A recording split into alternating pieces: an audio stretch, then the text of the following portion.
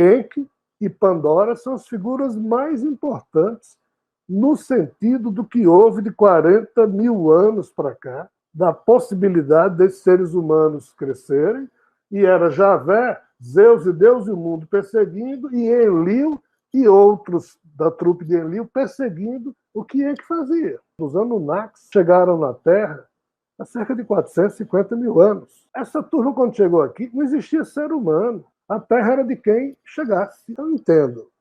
De todas as forças que escravizaram a humanidade, as únicas que participaram efetivamente não só da transferência de fase que houve na mente humana da condição de irracionalidade para a racionalidade, isso aqui se deve a dois eventos distintos.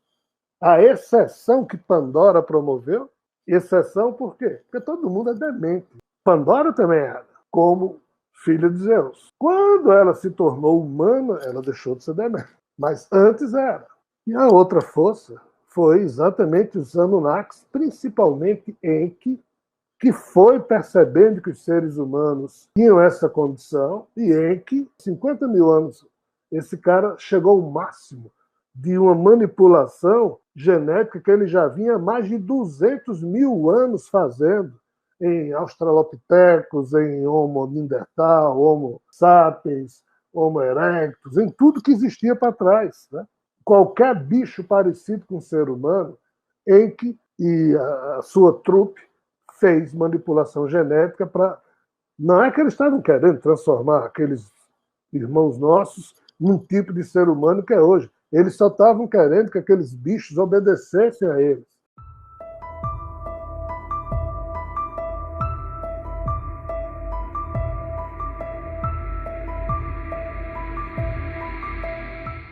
É como se nós, humanos, fôssemos pegar vaca, cavalo e cachorro e manipular a genética desses seres para que eles entendessem as nossas ordens e nos obedecessem. Não precisava nem responder.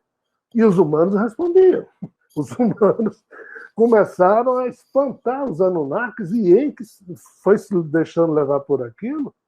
E Enki e Pandora são as figuras mais importantes no sentido do que houve de 40 mil anos para cá, da possibilidade desses seres humanos crescerem, e era Javé, Zeus e Deus e o mundo perseguindo, e Enlil e outros da trupe de Enlil perseguindo o que Enki fazia. Então, dizendo de forma simples, é importante que a gente perceba que entre 40 e 20 mil anos atrás, essa figura chamada Enki, a irmã dele, que é a mesma irmã de Enlil, basicamente esses aí, para não complicar muito, tem mais gente. Essas figuras foram tremendamente importantes, repito, ao longo desse tempo, na manipulação e na convivência e o modo como eles tratavam os humanos que lhes estavam próximos. Houve uma certa organização aqui na evolução da interação dos Anunnakis com os seres humanos. Isso aqui foi muito mais organizado do que a outra linha de Pandora, que foi meio que esculhambada e sempre perseguida pelos anjos de Javé. E aqui a turma ia, é uma coisa realmente meio muito desagradável, mais ainda, né? Mas sempre havia sobreviventes. Essas duas linhagens de Pandora e Enki, em termos de influenciação no DNA humano, muito tardiamente se cruzou. Cruzamento aqui é basicamente, que a gente pode dizer assim, no primeiro Adão, ainda que tenha existido tantos figuras chamadas de Adão para trás. É no Adão há cerca de 23 mil anos, e também na tal figura chamada Eva. Mas isso é uma outra história. O fato é que quando Enki e Enlil começam a ter filhos e filhas que nasceram aqui na Terra, a gente vai lá na frente e vê que Enki criou um clã em que ele tinha 6 filhos e um neto, e Enlil tinha 4 filhos, um neto e uma neta, coisa assim. Esses 2 clãs, essas 7 figuras aqui, essas 6 figuras aqui, foram tremendamente responsáveis por todo um conjunto de fatos históricos que a gente vai ver daqui para frente. O clã de Enlil, o clã de Enki, a briga entre eles, a quantidade de cidades que surgiram e que deram, num primeiro momento, lugar a que cada um desses seres fosse o deus daquela cidade. Isso aqui primeiro foi na Suméria e no Antigo Egito. As figuras, os deuses que aparecem na Suméria, que a gente vai falar daqui a pouco, lá no Egito, que a gente não vai falar muito, porque o Egito tem 3 mitologias distintas. Por que é que tem 3? E essa é a confusão que os mitólogos, os egiptólogos não sabem explicar. Porque nem toda a história do Egito foi o tempo inteiro promovida pelos mesmos atores e atrizes. Não. Existia lá um troço, uma linhagem, aí os Anunnakis invadiram, expulsaram essa turma. Essa turma que estava no Egito era uma turma do universo vizinho. Os Anunnakis dominaram. Aí ficaram lá e foram se enfraquecendo, até que surgiram os faraós, que passaram a ser os representantes dos Anunnakis, porque os Anunnakis foram se enfraquecendo, antes e depois do dilúvio. Então, o Egito terminou criando 3 mitologias distintas, que você olha e não consegue fazer ligação entre eles, mas é porque são 3 contextos diferentes ao longo de um mesmo processo histórico. Já os sumérios, não. Os sumérios é um povo que era agricultor lidando com seres de fora. Cada cidade que foi construída, e foram 8 ou 9 antes do dilúvio, tinha essas figuras como sendo o representante de cada cidade, e os seres humanos de cada cidade passavam a servir como aquilo que a gente já falou, classe trabalhadora, escravos, e um ou outro humano eram de dentro, pessoas de confiança, vamos assim dizer, de cada um desses seres. Tá? Então, esse é o primeiro contexto. Só que os seres humanos foram se multiplicando. Foi tendo problema entre um e outra cidade, por 2 motivos. Problema de briga de filho de Enki com filho de Enlil, disputando isso e aquilo, e problemas também dos humanos que viviam numa cidade, entre eles, mas também entre os humanos que viviam em outra cidade. E a paciência de Enlil foi diminuindo, e Enki tinha muito mais saco com os humanos do que Enlil. Ele ficava impressionado, ele notava que o modo como os humanos viviam era um modo muito mais rico do que o modo como eles, Anunnaki, viviam. Mas aí perceberam que a próxima vinda de Nibiru, que é o planeta deles, ia passar muito próximo à Terra, entre a Terra e Marte, e aquilo ia criar um problema terrível. Criou. Foi quando houve, há cerca de 14 mil anos atrás, uma mexida na crosta da Terra, aí toda aquela confusão que a gente sabe, fim de mundo Atlântico, fim de mundo hiperbóreo, e o dilúvio no meio. Aí Enlil disse, é assim que eu vou me ver livre desses animais que Enki costuma tratar com mais paciência que a minha. Só que não ficou. Aí depois do dilúvio, o recomeço foi muito, muito difícil, mas as cidades sumérias que já existiam antes do dilúvio foram reconstruídas. E, novamente, aquela questão de, em cada cidade, um ser Anunnaki aparecendo como Deus e os humanos como os seus habitantes, porque os humanos começaram a procriar loucamente, os Anunnakis bem menos. Então, chegou um ponto em que os Anunnakis começaram a ter 3 cidades, um deles. Aí, um deus não conseguia tomar conta disso sozinho. Então, colocava um rei humano, outro rei humano, outro rei humano, e ele ficava mandando nos 3, mas aí depois esse rei humano se vendia para um outro deus sumeriano.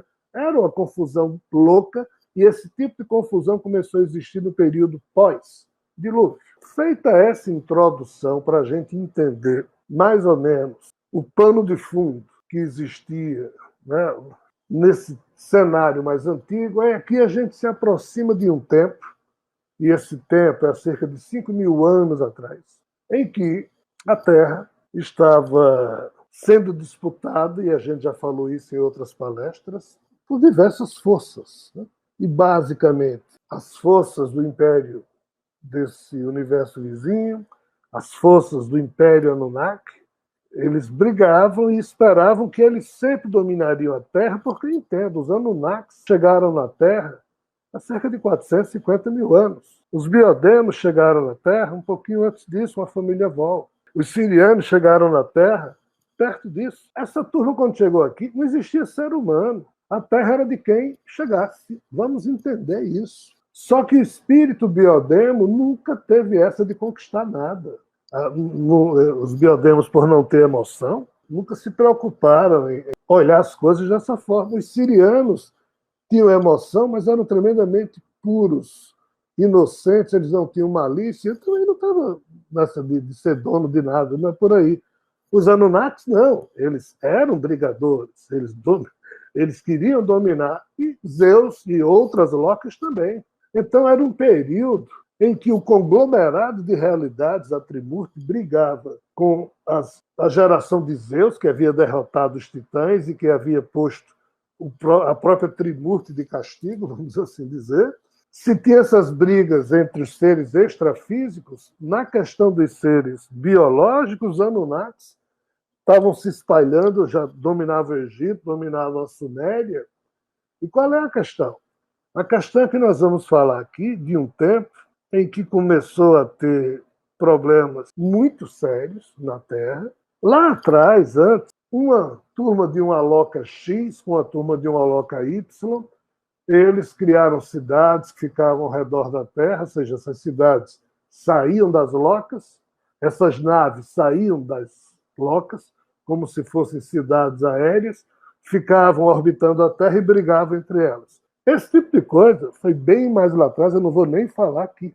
Mas há cerca de 5.000 anos, houve novamente uma confusão que a gente pode dividi-la em dois blocos. A primeira a gente pode chamar de guerras atômicas, do tipo 1, daquele tipo que é produzida por locas que soltam bombas nesse nosso universo. Exemplo, o Ragnarok, que aconteceu lá em Marte 300 milhões de anos atrás.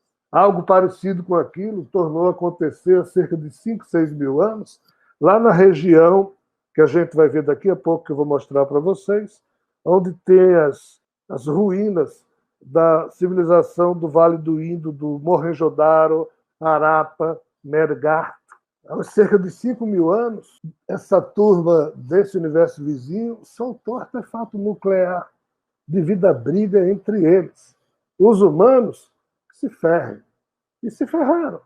Eles levaram as batatas, ou seja, conseguiram tomar conta. Cerca de 1.000 anos depois dessa confusão que houve lá, onde hoje é o Paquistão e a Índia, aonde hoje a gente chama ali a região da Palestina, próxima à península do Sinai. Sinai é o Monte Sinai, aquele monte em que, em tempos mais recentes, Moisés subiu lá no Monte Sinai, se encontrou com a turma de Javé e trouxe as tábuas, os mandamentos. Ali aconteceu, naquela região, uma outra explosão, só que essa não tem nada a ver com seres desse universo vizinho. Essa tem a ver com seres biológicos, Anunnakis, sitiados na Terra, disputando áreas, e eles usaram bombas e explodiram essas bombas ali. E para facilitar o nosso entendimento, nesses últimos 5.000 anos ocorreram dois grandes momentos em que houve o uso de artefatos nucleares na Terra,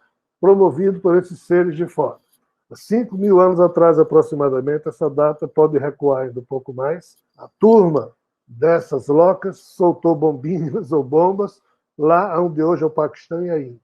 1.000 anos depois, ou seja, há 4.000 anos atrás, a turma soltou, que turma? Os Anunnakis, aí são seres biológicos, soltaram bombas nessa região ali da Palestina e da Península do Sinai. Os dois clãs dos Anunnakis, o Dienk e o Dienliu, quando Ninurta de um e Nergal de outro, filhos de Enlil e Enki, no meio de uma confusão, são autorizados pelo grande conselho dos Anunnakis a soltar artefato em cima da Península do Sinai, das cidades do Vale de Sidim, onde estava Sodoma e Gomorra, e como é que essa confusão chegou e destruiu as cidades sumérias. Essas explosões tipo 2, produzidas por seres biológicos. As do tipo 1, produzidas por seres desse universo vizinho, um dia, numa outra palestra, se for o caso, a gente fala.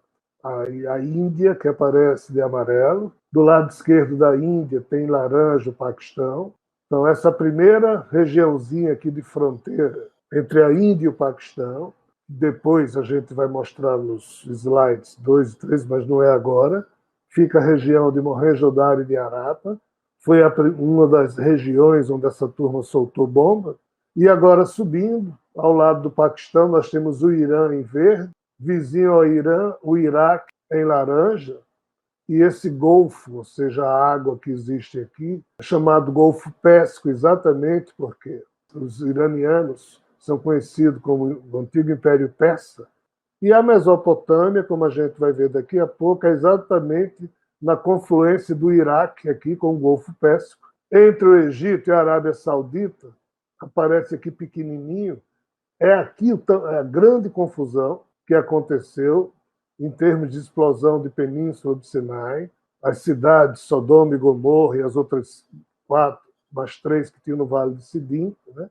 Essa parte aqui do mundo, isso é só para mostrar para vocês a proximidade do que aconteceu de confusão há 5, 4 mil anos atrás. 4 mil anos atrás é pura certeza científica. Há 5 mil anos, aí já nem tanto, porque ainda estão terminando de estudar, isso pode, repito, recuar. Então é só para mostrar a vocês mais ou menos a região em que essas coisas se deram. De novo a Índia, aí tem hindus, essa linha vermelha mostra mais ou menos a seta aonde está situado a primeira região em que houve problema nuclear.